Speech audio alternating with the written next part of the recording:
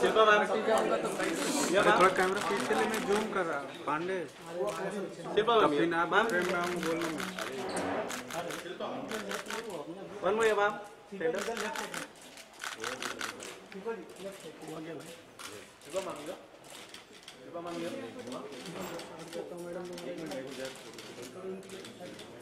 Thank you madam. अरे bye bye.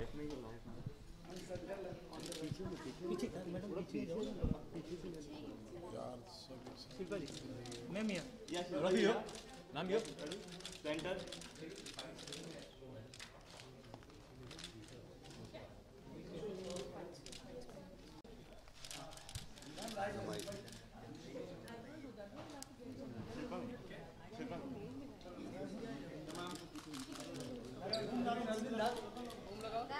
Done एक मिनट स्टे का होने देना भाई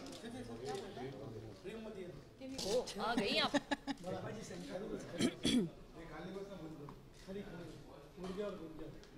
खाली बस मदी है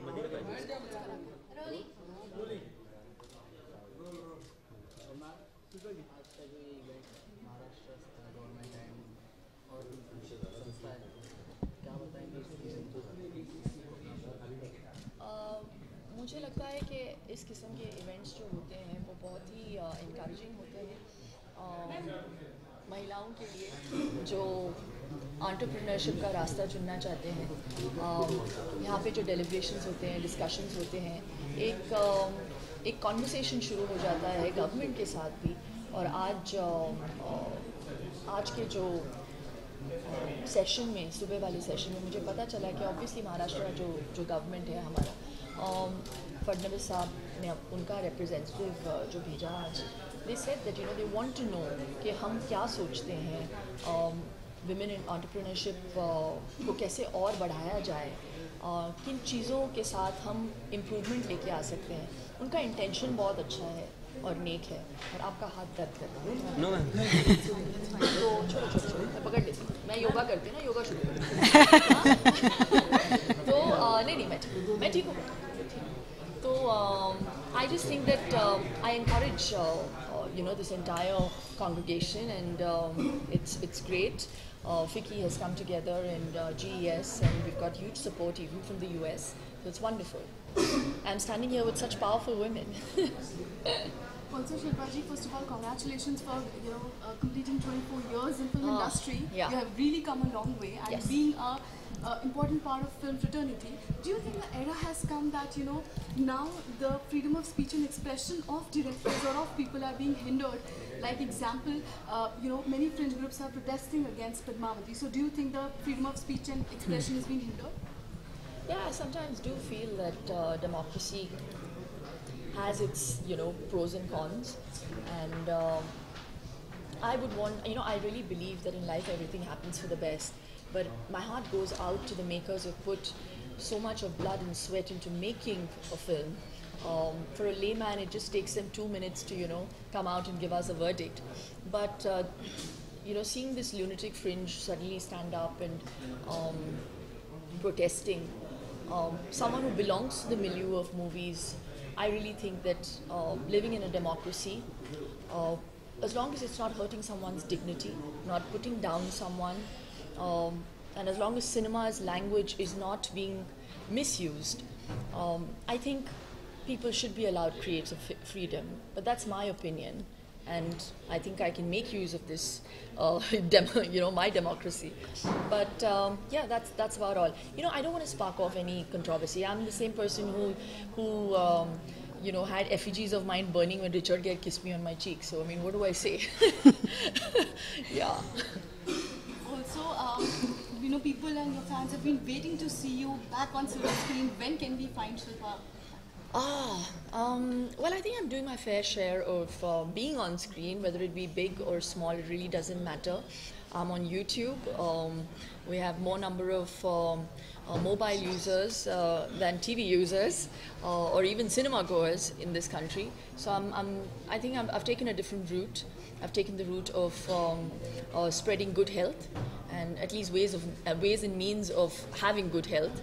And I think that for me is better and bigger karma, because I've been part of the industry for 24 years, as you said. My identity comes from movies. I miss them.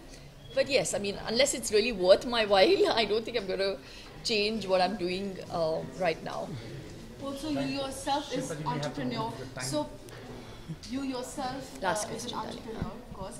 So, according to you, what position does women hold in India and how it can be improved? Well, I think we are becoming a more egalitarian world, and I can definitely see women, standing up for themselves. Definitely, the conditioning has started to change, because as children we are conditioned to believe that, or not us, I'm talking about the grassroots level. They're conditioned to believe that they're just supposed to get married, and education isn't that important, and they're just meant to look after their families, not even look after themselves as much as their families. That's the conditioning, and I just think that from the grassroots level we need to change that. We need to empower women from there to kind of see that change happen, and you will. So I can see that change slowly, steadily happening, but surely. Yeah. You are an inspiration, though. Oh, thank you. Our session has to begin, please. We are getting late for the session. One more, ma'am. Thank you. Shilpa ma'am, इधर Shilpa ma'am आपके left में. On your right, ma'am. Ma'am, here. Thank you.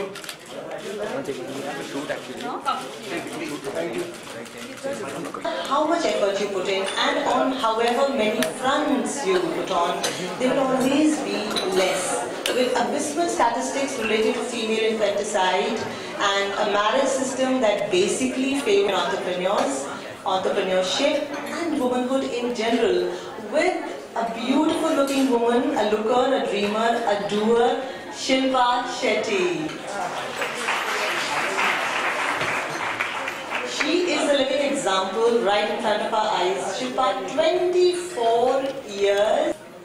Tell me your defense mechanism, the way you deal with things. How have you sustained, survived, grown and excelled at being the brand Shilpa Shetty that you are?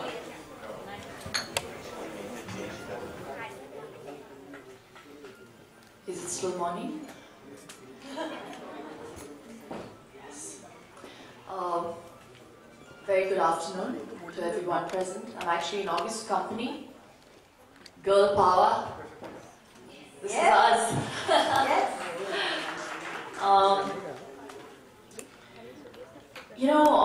I don't know if I really could contrive it. I never did. I just lived life. The only one thing that I have done constantly and consistently is never stopped learning. I still feel like I'm a student. It's people like you that remind me, and I've been reminded over the last 3 days constantly that it's been 24 years, because Bazigar completed 24 years 3 days ago. But I never even thought that it's been such a long journey. I'm still trying to relearn and redo the things that I think I know, because I think I can do them better. So I think that's what's kept me going. Answering your second question, brand Shilpa. I take that as a huge compliment. I, again, never thought that I'd set out to becoming this brand that has some kind of weight. I'm an actor first, but today people see me as a catalyst in the field of health and wellness. And I prefer to be known as that more than for my acting abilities that I'm trying to, I've got selective amnesia. But I'm very proud that I come from that milieu, and that is my first identity. But I really believe that it's never too late to kind of change lanes and realize what your calling is. And I think I learned pretty late, but I believe that it's better late than never, that my passion lies in spreading knowledge about health. Not that I'm a know-it-all, but out of my own experiences, out of the meetings that I've had with various people that have come up to me, and more of them kind of complimenting me on the way I have, you know, maneuvered my life or my body, or you know, what my thought process is, what my diet is. People were intrigued with stuff like that. And Sadhvi ji and I were having this whole conversation that, you know, people think that you're happy and they want to kind of emulate you because you're so glamorous.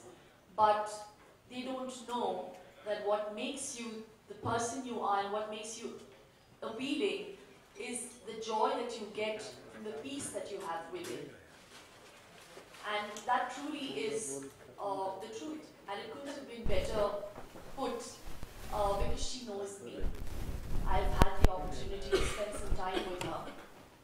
So whilst I look very glamorous, I don't think, I'm sure there are a lot of people out there who are pretty successful and well-to-do and, you know, they have it all going for them. But sometimes there's something missing. And I just think that what a lot of people have missing in the midst of everything that they have is a bit of alignment. And I just feel like it's become my duty to kind of tell people how easy it is to align yourself. Because once you're aligned with your mind, body, soul, life becomes so much more easier. I mean, it's perfectly normal to break down sometimes, you know, in this fast-paced, goal-oriented mindset that we all have now. It's perfectly normal to kind of step back and think, you know, where am I, what am I doing? So answering another part of that question, how do you keep it going? I think that comes from the thought process of what are my I ams? What are the I ams that come out of my mouth? You know, we have to sit and get a little introspective when we say, you know, I'm tired, I am fed up, I'm so lonely, I'm so sad, you know, I'm so hardworking but I'm not getting success. My I ams are very different. I am strong, I am powerful, I am someone who is a survivor, I am proud, I am a woman. Those are my I ams. And that is consistent. And I am a believer. So I think whatever be the situations, I've been through many ups and many lows. The one thing that will be in my inner monologue and on my mouth, in my heart, will be the same. And I think that comes through yoga. My I ams are very positive. Nice. So yeah, so that's how I've survived it. Various attributes one at a time.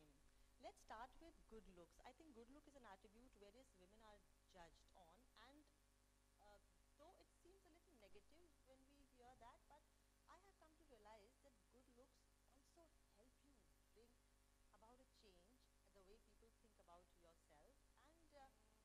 And if a woman looks great, I think it certainly adds to the profile and image of being an entrepreneur, a businesswoman. Do you feel that? Not good looks as much. I think having a well-rounded personality definitely would count and matter. And what might be good-looking to you may not be good-looking to me. Because I really believe that beauty is only skin deep, really. And I really mean that because for one, without being modest, I don't think I'm the conventional good-looker. And I have never been. I've burnt a lot of my adolescent pictures. So I was this thin, rocky, dark girl. Some of those pictures had also made it on the internet and they went viral. And people thought that, you know, I've changed my color. And I just want to set the record straight. I used to be a state level volleyball player, so I spent like nearly 5 or 6 hours in the sun every day. So I turned like some 12 shades darker. But saying that, I really think that the world over, people don't just go for looks, they definitely go for matter. And that's what matters the most. Okay, and let's talk about yoga. Yoga has been a very important thing in your personal life and has transformed you as a person. And you have used yoga that arouses a lot of curiosity about India, world over, to your advantage as well. How has your association been with yoga over the past so many years that has given you also a new different kind of image? I think I've used yoga to the fullest. And yes, you're right, I've had many benefits with yoga, mentally, physically, I think soulfully.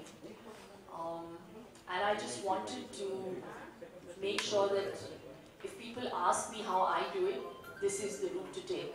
And there is no other way to do it. So, yeah, I have taken that route. And like you very rightly said, the world over has kind of adapted to yoga and looks up to yoga. But I just feel like, I think 10 years ago when I did my first DVD, there wasn't that much appreciation for yoga. I mean, we come from a country from where yoga hails from, but we don't have that kind of respect for it. We suddenly have respect for it when Madonna does it. Yeah. We suddenly have respect for it when a foreigner does it. I'm sorry, with due respect. So I just felt, and also there was this thing about yoga is for old people. So I was like, I really wanted to debunk, those preconceived notions, and it's made a huge difference to my life. I think it brings about a certain stillness in this constant motion that we call life. So why wouldn't I want to propagate it? Yeah. And talking about the 4 F's that don't go wrong as a business proposition: food, films, fitness, fashion. You have had your hands deep into all 4 of them for a really, really long time. Do you think so? I think we somewhere invariably dabble with these 4 F's. Yes, I have got my hands dirty. Belonging to this milieu. But you learn from experiences, and I just think that with experiences it gives you a bit of maturity, and you can't buy experience. So what I used to look like 24 years ago, and my confidence with those experiences has changed the kind of dresser I am, what I speak, how I'm turned out. Yeah, and I think this is the age of social media where all these things really matter. Yeah, and talking about social media, she is so active. She's one of those very few women who saw power of social media much early in life, and she was one of those persons who had her own YouTube channel, her own website, way earlier than your other contemporaries had. You are a far-sighted person. Are you in touch with the future trends and where the technology is going and where the world is going? I don't know about that. I just think that I've always wanted to be a trendsetter in life, whether it be, style or whatever I want to be remembered as. I just think that it's just simple maths, that in a country of 1 billion people we have, I think the statistics say that we have around maybe 167 TVs, but then we have some 650 SIM card users, and then we have another 400 odd internet users. So why not the digital way? I mean, it's just not rocket science. And taking it from there, I also, I started cooking on YouTube because I wanted, I'm a little, I really feel like I'm an old soul in a new body, which we all are, which we don't kind of resign to. But I'm this very old soul in this so-called young body, I want to call myself.